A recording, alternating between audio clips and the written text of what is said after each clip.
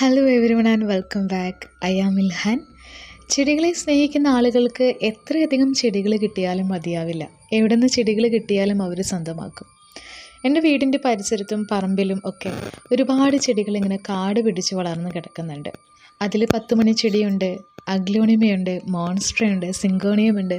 അങ്ങനെ പലതരത്തിലുള്ള ചെടികൾ ഒരുപാട് ഇങ്ങനെ നല്ല ഭംഗിയിൽ വളർന്ന് നിൽക്കുന്നുണ്ട്. ഗാർഡനിലേക്ക് ചെടി നടുന്ന സമയത്ത് അതിൻ്റെ വേസ്റ്റായിട്ട് വരുന്ന കട്ടിങ്സൊക്കെ ഞാനിങ്ങനെ വീടിൻ്റെ പല പല സൈഡിലായിട്ട് നമ്മൾ നടന്നു പോവാത്ത ഏരിയകളിലേക്ക് ഇങ്ങനെ കൊണ്ടുപോയിടും. അവിടെ വെള്ളമൊക്കെ കിട്ടുന്ന ഏരിയ ആയിരിക്കും, അല്ലെങ്കിൽ ഞാൻ അവർക്ക് വെള്ളം ഒഴിച്ചു കൊടുക്കുകയൊക്കെ ചെയ്യും. അങ്ങനെ നമ്മൾ വിചാരിക്കാത്തൊരു സമയത്ത് നമുക്കൊരു പുതിയ ചെടി അവിടെ നിന്ന് കിട്ടും. നല്ല ഭംഗിയിൽ വളർന്നു നിൽക്കുന്നത് കാണാൻ പറ്റും. നമ്മൾ വെള്ളമൊന്നും ഒഴിച്ചില്ലെങ്കിലും അവർ തന്നെ വളരും.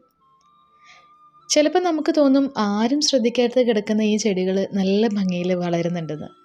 നമ്മുടെ ഗാർഡനിലെ ചട്ടിയിൽ നിൽക്കുന്ന ചെടികളേക്കാൾ ഭംഗിയിലും ആരോഗ്യത്തിലുമായിരിക്കും ഇവർ വളർന്നു നിൽക്കുന്നത്.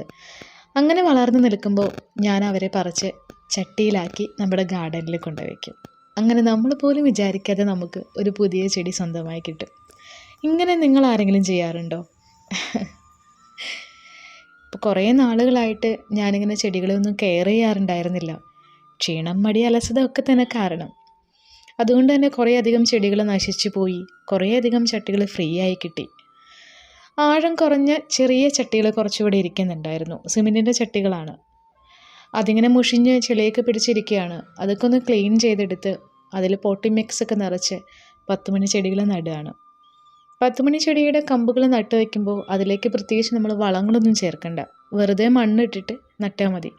അതൊന്ന് വേര് പിടിച്ച് വന്നു കഴിഞ്ഞതിന് ശേഷം നമുക്ക് അതിനകത്തേക്ക് വളമൊക്കെ ചെയ്ത് കൊടുത്താൽ മതി. വീടിൻ്റെ ടെറസിൽ കുറേയധികം ചെടികളിങ്ങനെ വളർന്നു നിൽക്കുന്നുണ്ട്. അതിൽ 10 മണി ചെടികളാണ് ഏറ്റവും കൂടുതലായിട്ടുള്ളത്.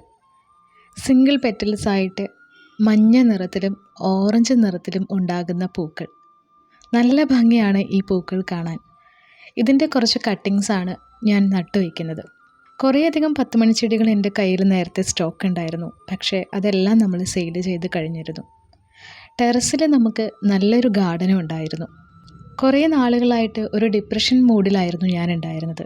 കഴിഞ്ഞ ദിവസം ഇട്ട വീഡിയോയിൽ ഞാനത് പറഞ്ഞിരുന്നു.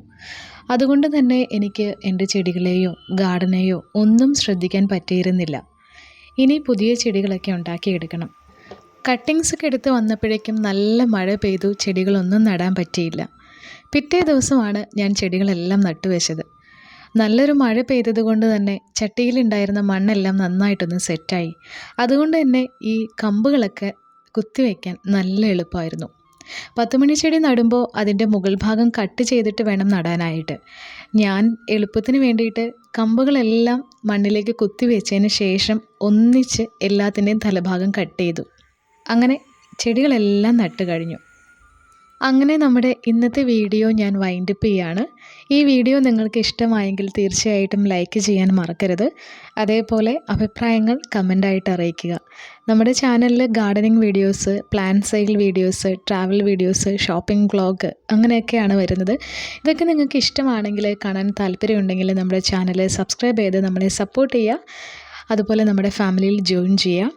തൊട്ടടുത്തുള്ള ബെല്ലൈക്കണിൽ ഓൾ എന്ന ഓപ്ഷൻ കൂടി ഒന്ന് ക്ലിക്ക് ചെയ്തേക്കുക. ഞാനിടുന്ന എല്ലാ വീഡിയോസും നിങ്ങൾക്ക് മുടങ്ങാതെ കിട്ടും. അപ്പോൾ നമുക്കിനി അടുത്തൊരു വീഡിയോയിൽ കാണാം. Thank you so much. Take care.